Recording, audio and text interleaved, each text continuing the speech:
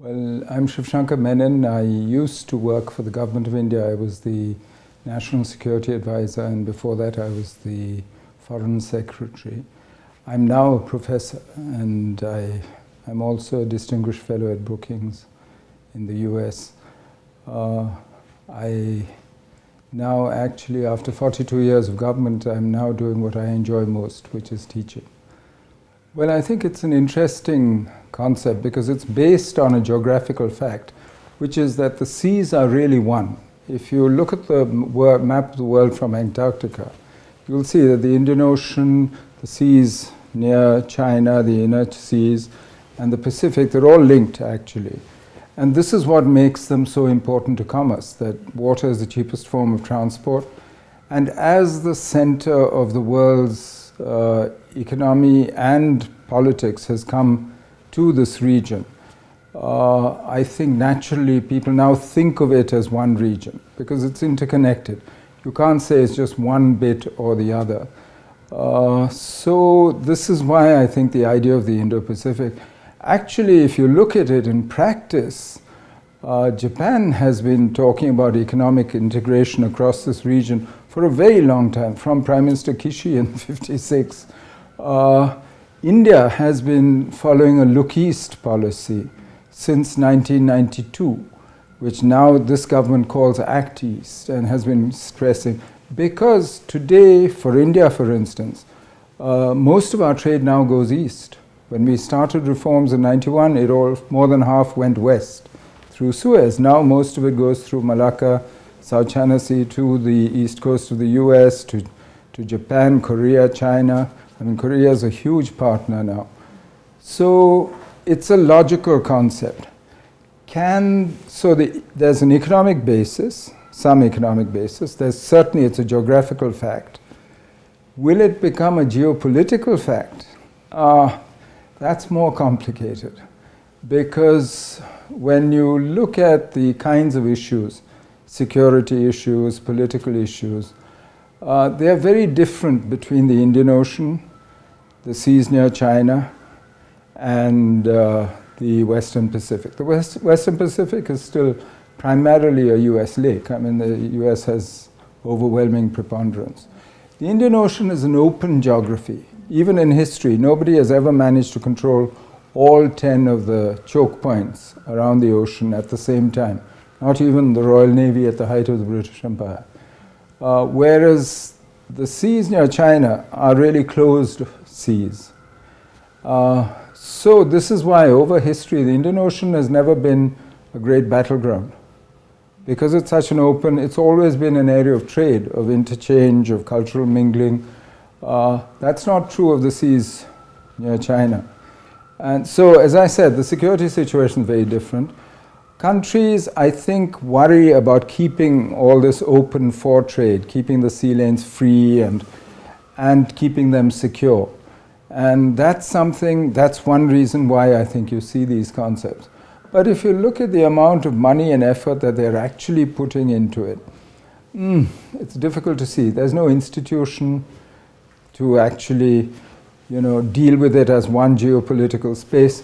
So my summary would be that yes, it's a geographical fact. There is a huge degree of economic integration going on across this region, but that's true since the 80s, when global supply chains first started being formed. And geopolitically, let's see. I have an open mind about how far this will become one geopolitical region. I think the world has watched with admiration what President Moon has done in the last few months, both to avert worse outcomes, because I think there seemed to be a real threat of war and of the crisis spiraling up, and to begin a process of discussion of denuclearization, of lowering tensions, of improving the situation on the peninsula.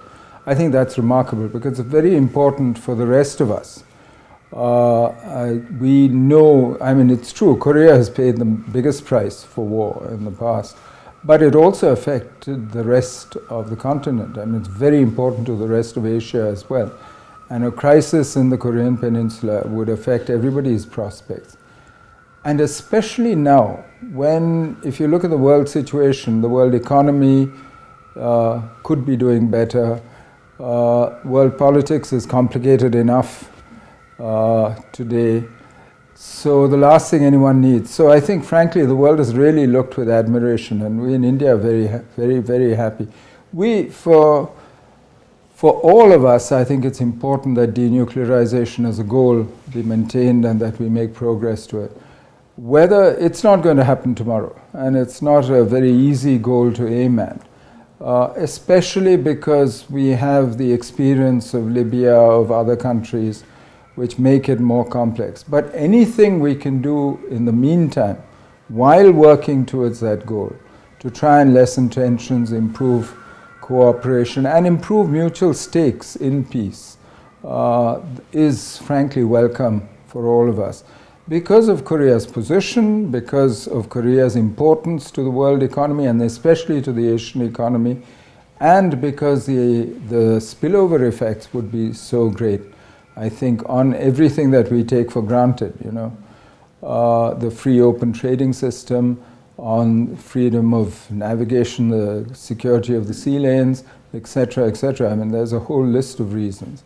For India, therefore, it's very important. For us, right now, our primary task is to transform India, is to improve India's own condition. And for this, we need an enabling external environment.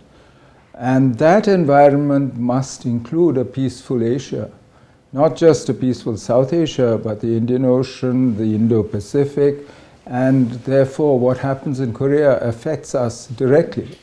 Quite apart from the fact that Korea is the neighbor of our biggest neighbor, China. But it's also something that worries us if things were to go out of control. So President Moon, therefore, is really quite a hero in India today because of this. But I think we would do whatever we could to help this process that you have begun in Korea and to see you take it forward. If there's anything we could do, we certainly will. As you know, India was involved in the past, in the 50s, in the early 50s, during the Korean War, before, after, during. But we'd have to see, we'd be happy to contribute in any way that Korea would want us to contribute. Well, I take a broader view of not just inter-Korean relations, but also of the relations between the powers in Northeast Asia. Because, for me, frankly, denuclearization is the hardest thing to do.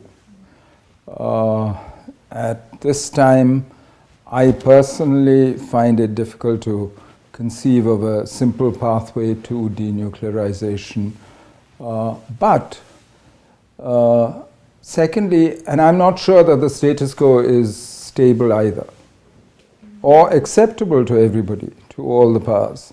I'm not sure that this kind of insecurity, what we saw happen last year, for instance, and the kinds of tension and concern and worry that we had, I don't think that's good for any of us. I don't think it serves anybody's interest to see that. So if the status quo is not acceptable and the final goal of denuclearization is hard, that doesn't mean there isn't a whole set of things in between that we cannot do, including confidence-building measures, including building economic stakes across the border, including working with each other to lessen tensions, crisis management steps. I mean, there's a whole series of things that could be done, both on the peninsula, but also between all the powers concerned. Because this is something that concerns not just immediate neighbors, I mean, not just China, Japan, Russia, the US, of course, is a participant, but it would also concern the entire region, how you do that. So I think the world would be ready to help the process in any way, but the ultimate ownership of the process has to be Korean. And it has to be by Korea that decides which way to go, what speed, what kinds of things to do first, what to do later. And I think that's very important. Because the worst outcome, from my point of view, would be for the process to break down and for everybody to then revert to, okay, let me do what I have to protect myself. And that's not a sustainable situation where you have maybe one or two nuclear weapon states and the others are not. I mean, the kind of insecurity that would generate is So you need progress towards denuclearization. In the meantime, you need to do a whole range of other things on the economics, on the security side, and also avoid the worst case outcomes, I think. And that, I think, is doable. So that's a very long answer to say that I'm really an optimist. Because, as I said, I take the longer view. If you look at where Korea was in 1953 and where Korea has come today, I think you've already proved that you know statecraft, that you know the economics, that you can handle the most complicated issues on earth, some of the most complicated issues on earth. And so I'm fairly confident. You know that if you look at nuclear security regimes, some of it is objective, of course. I mean, there has to be some balance of forces on which it's based. And balance means there can't be too much asymmetry. You know, it can't be just one side has all the weapons, the other side has none. I mean, there has to be some balance, some realistic basis. But more than that, the rest of it is subjective. Deterrence works because the other person believes it works. It's not only, you know, do you have the weapons, or he must believe that you have the capability to use them and the will and so on.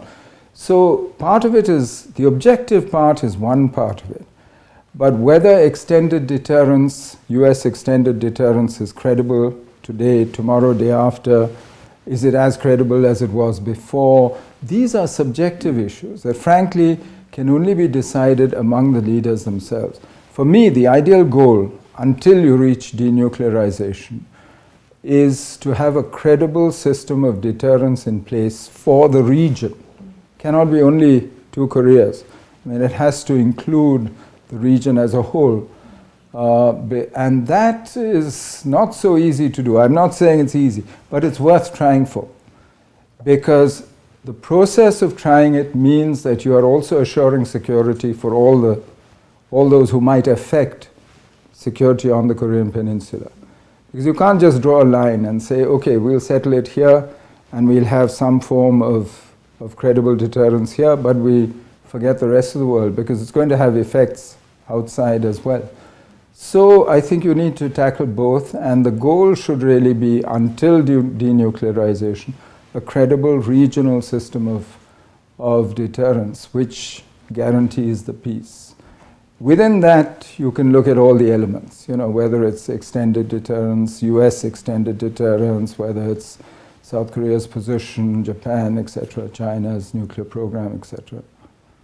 Well, in one sense, both Belt and Road and the US Free and Open Indo-Pacific are saying the same thing, that this is all one area, and that the Chinese are starting from the economic end of the problem, building connectivity, railways, ports, roads, infrastructure, etc. The US is looking at it from the security end of the problem, saying keep it free and open, secure the sea lanes, and looking at it as... So in a sense, they are both saying that this area is critical to their security and their economic future and their geopolitics. And they are both willing to make the investments. Of course, the Chinese are making much bigger investments than the US. The US, I think, has committed about $1.5 billion over 5 years to enhance her presence in the area, in the Indo-Pacific. But that's not much, actually, by these standards, look at the size of the region. But both are saying the same thing, that this region is now critical to their future, and they want. Now, how will they deal with it? I think in the last few years, we've seen China-US contention getting much sharper, wherever we look, whether it's the South China Sea, whether it's on trade issues, but they've also worked together on some issues. I mean, they do cooperate on the Korean nuclear issue, for instance. They did cooperate to a greater extent in the last few years than they did before. Maybe not ideal, maybe we want more, but still the movement is in the right direction because they're both codependent. I mean, if you look at, they are economically joined at the hip. They're like Siamese twins almost. They depend on each other economically, both China on the US and the US on China. So there is a basis there where, to me, it seems that relationship will continue to include both contention and cooperation. And neither of them is going to be 100% either contention or cooperation. The problem is that the balance between them is shifting, and today the balance seems to be shifting in favor of more contention. And that's the worrying part for the rest of us, because we don't want the rest of Asia doesn't want to have to choose between them. B, we don't want them to actually vitiate the atmosphere, to destroy this environment within which we have prospered. If you look at the last 30 years, the greatest beneficiaries of this, ultra-globalization, I think Krugman called it this morning, are really in this region. It's really Asia which has done best out of it. So I think that's the real worry. Where do I think it'll go? I assume that people are rational. I must. Because if they're not rational, then frankly no amount of logical analysis will work. If you assume they're rational, then surely the logic of cooperation, of codependence, of avoiding crisis and war and conflict, that should work. But it's going to be complicated getting there because of domestic politics in both China and the US. In both countries there's a form of nationalism, almost ultranationalism, which I think has grown with success in the past, which will have to be dealt with. But that's a domestic political issue that each has to deal with themselves. Well, I think the Jeju Forum is very important because it gives everybody a voice, a place to say what they think and to exchange ideas. And that's very important because especially that the great powers hear this. You know, Luttwak used to say that great powers suffer from great power autism. In other words, lack of sensitivity to what they're so engrossed in their own world and in their own interests that they don't understand how it affects the rest of the world and how and they're not sensitive in that sense. Places like the Jeju Forum is really where we can actually talk these issues out in public among ourselves, and where you get an opportunity to hear a whole range of views from various, not just the great powers, but from middle powers, from everybody. And that, I think, is its greatest benefit, that it helps us all to actually think through these issues and come to better conclusions, and to understand why international cooperation is so important, why the normal give and take, the bargaining, the negotiating that goes with diplomacy is so important. And I think it's clear that what the Jeju Forum has done over the last few years is really quite remarkable in terms of building opinion to support what Korea is doing. Well, all the very best, and I do hope that you continue to be as successful as you have been in the last decades.